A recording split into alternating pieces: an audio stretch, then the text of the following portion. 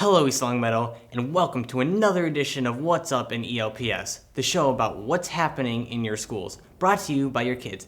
I'm Anthony Federici. And I'm Natalie Rothbaum. First up this week, Maple Shade, where students recently visited Connecticut's Science Center in Hartford. Here's some highlights of their trip. Fourth graders at Maple Shade School recently visited the CT Science Center in Hartford and enjoyed a fantastic experience.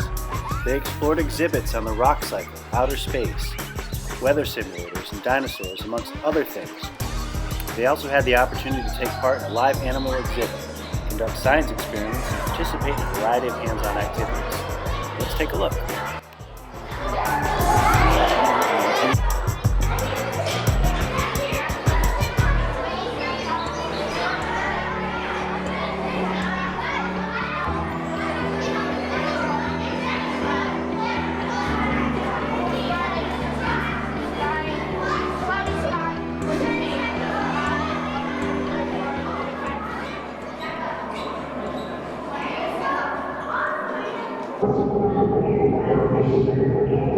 That's what she pressed. Everybody has to jump. Whoa.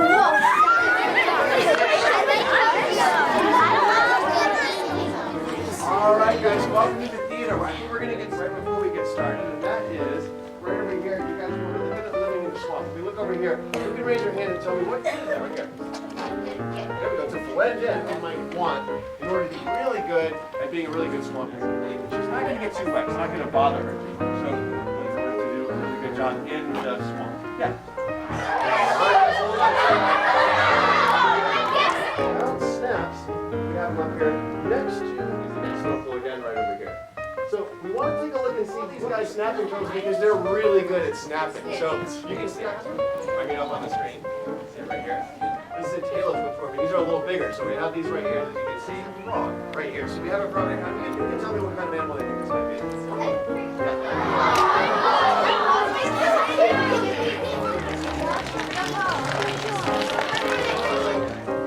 how do you know which one was the monarch butterfly? Kind of right on the body right here. And we're going to have our hand sanitizer where you guys can get that if you guys have any. Oh, we were all like, oh, Daddy. Ready to go. And go.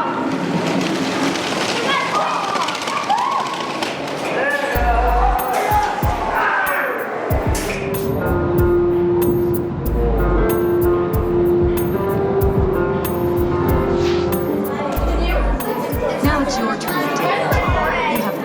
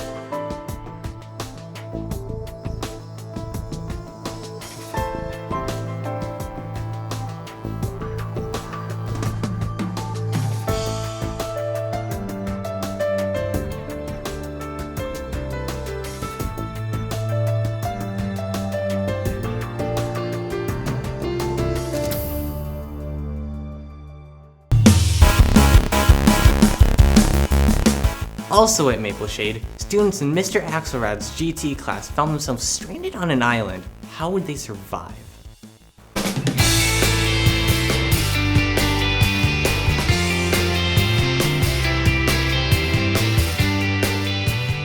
What you're about to see is a collaborative project that the students had to do in groups to solve a major challenge, which was called Stranded on an Island. 8 fourth graders were surviving out in the wild by making clothes from boar and other animals.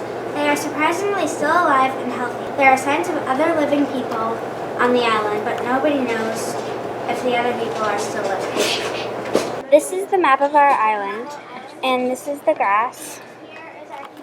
Here's our campground, and there's trees right there, and that's more grass.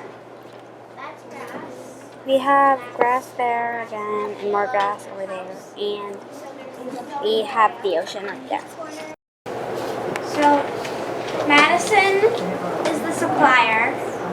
She has to look and find supplies that we need to survive with.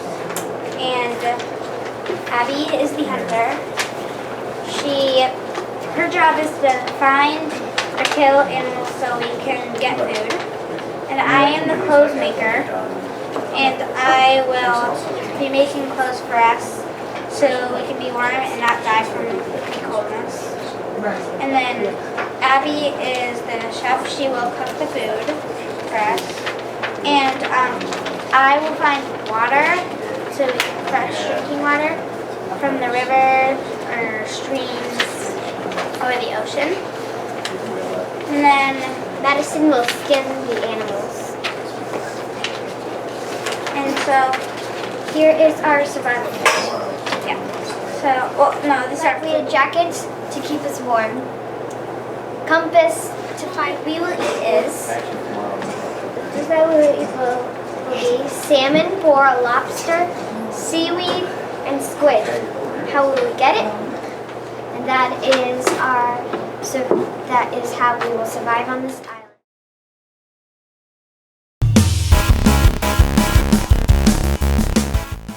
Now to Birchland, where the Birchland Park television studio, WGEM, has launched a new show called Spotlight on EL.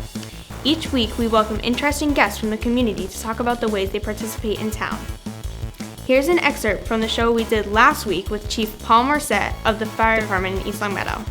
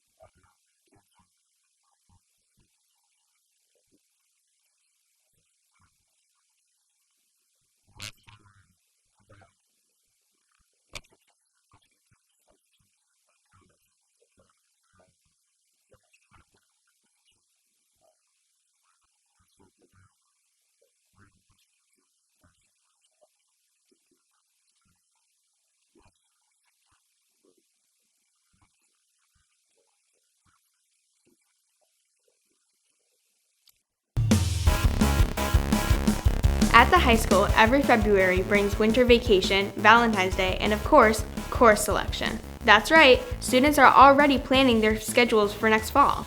But come September, there will be a new school schedule in place, resulting in some changes for students and teachers and how classes fit together to make up a student's program of study. What's Up spoke to Principal Gina Flanagan and Assistant Principals Frank Page and Robert Marhefka about the changes. Students will actually experience core content, sequential subjects in a year-long manner. So your English, most of your math, all your foreign language, some of your science, they'll be able to take the same course throughout the course of the year. As you probably are aware, with the block schedule, a student could take English the fall of their freshman year and not have it again until the next year. And those gaps were consistent in math, science, and foreign language. And so we felt that that was not a benefit to our students. We felt that we could do better by providing our students more consistent year-long courses. So that's a really big component of the new schedule, is allow for those core classes to be in a sequential kind of lineup. And we also believe that the new schedule will provide our students more opportunities to take more interesting courses. One was the ability to keep semester-based courses, which we are allowing a lot of our courses to stay semester-based. Not all, obviously, because we still want to decrease the gaps between learning for some of those sequential courses, but we do still have a lot of semester-based courses. Kids still wanted the opportunity to double up in classes like math, which we're still allowing to happen. And just flexibility within the schedule in terms of taking a lot of the classes and choices they want. Kids can still take 8 courses, which over the course of the year, which they do now. So we do have that flexibility there, and we did, take into consideration a lot of the concerns that kids brought to us, parents brought to us, and staff brought to us. This week, as you know, we're doing course selection, so our guidance counselors are going into classes, small groups, and kind of giving each student the overview of the new schedule, and then they're sitting down with them to place their courses to see how they would fit into the new schedule. We are also going to be presenting the new schedule to school committee in March, just to have them be aware and to share it out, more formally with the public in terms of what the schedule will look like. Also at the high school, Acoustic Cafe returned to the cafeteria last Wednesday evening with an enthusiastic audience on hand to enjoy an evening of live music shared by the talented ELHS students in the relaxed coffee house setting. Here's a sampling of some of the 16 songs performed by nearly 50 students at the event. You can have Manhattan, I know it's what you want.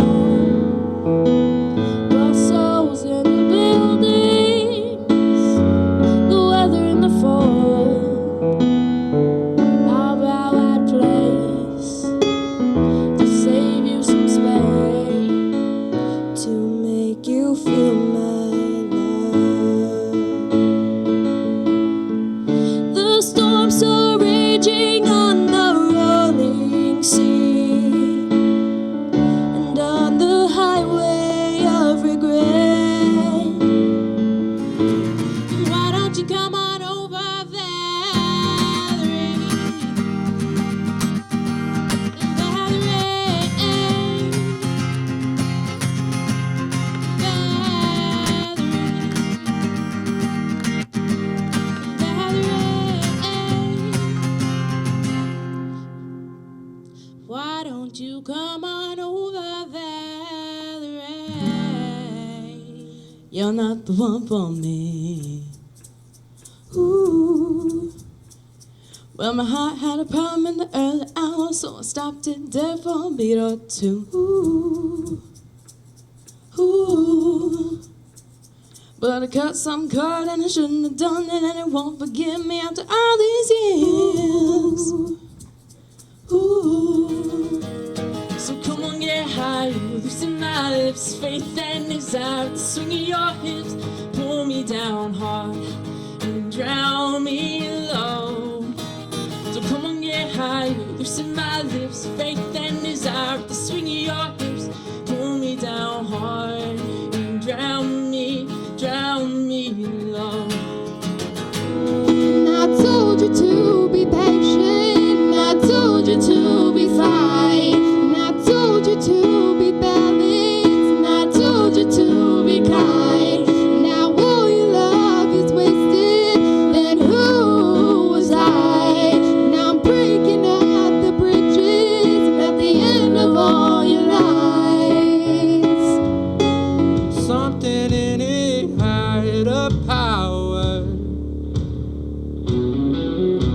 could barely tear my eyes away.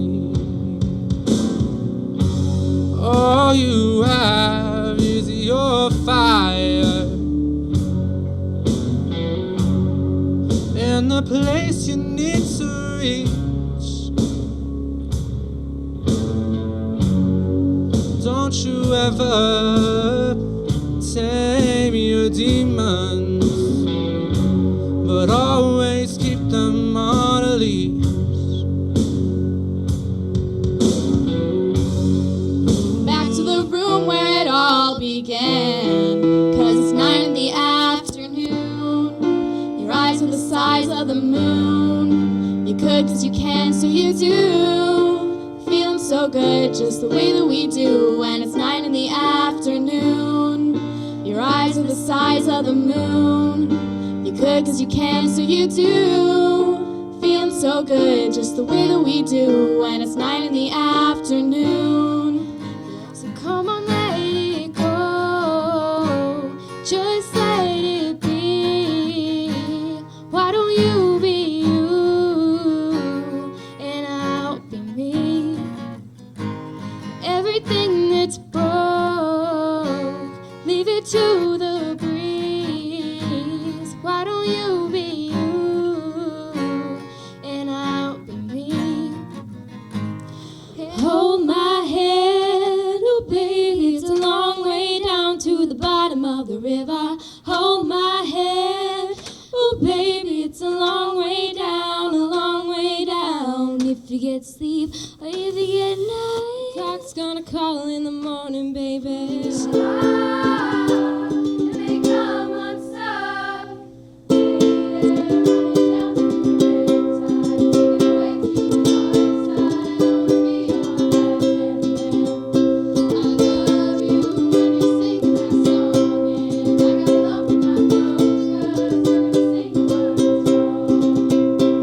There's this movie that I think you like. It's like strangers passing by. May we see clearly in a different life.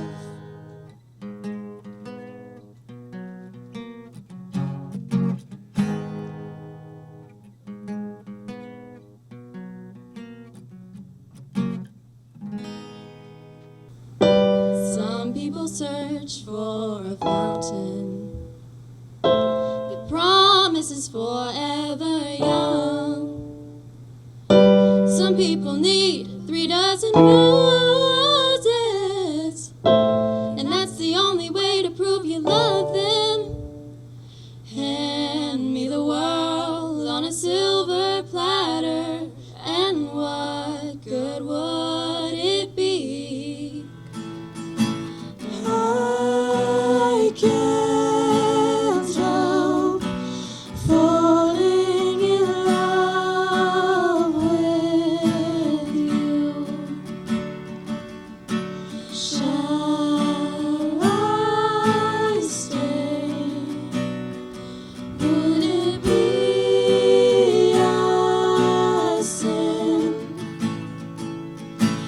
I can't help falling in love with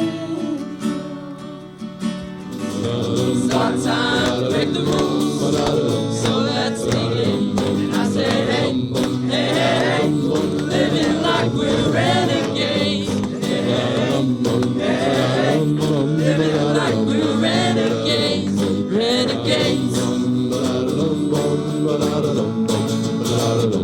Renegades.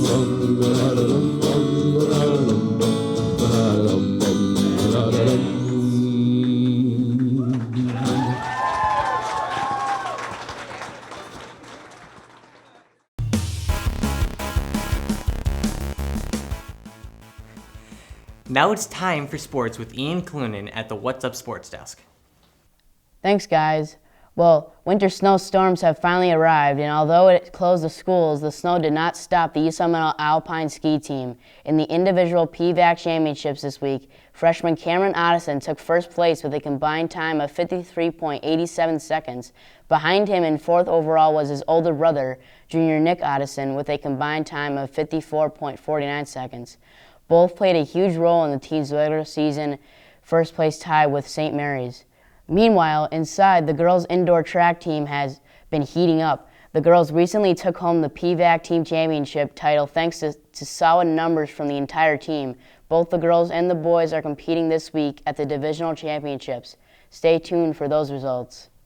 Tuesday night was senior night for the girls' basketball team as they said goodbye to Karina Lindsay, Kayla Giugio, Jessica Haywood, and Hannah Mooney.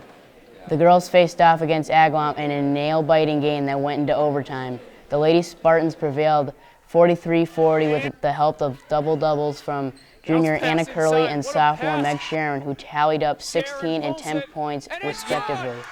The following day, the boys' basketball team took home a win against league opponent Westfield High School. Under the hoops starred senior Cameron Cook, who dominated the boards and racked up 16 points for the night. Senior A.J. Allen and sophomore Colin Lindsay combined for 5 3-pointers to help the team move up to 11-3 on the season and second place in the Valley Will Conference. Next up, the team hits the road for 3 away games and comes back home to play Amherst on February 22nd. To check out full game coverage on all home varsity matchups, head over to our YouTube page, LCAT 01028, and tune in to channels 191 and 193. That's it for sports this week. I'm Ian Clunan at the What's Up Sports Desk. Back to you, Anthony and Natalie. Thanks, Ian. That's our show for this week. We're off next week for school vacation, but we'll be back in another 2 weeks with another look at what's up in East Long Meadow Public Schools. Have a great vacation week, everyone. I'm Natalie Rathbun. And I'm Anthony Federici, and I have to go find myself a Valentine's date.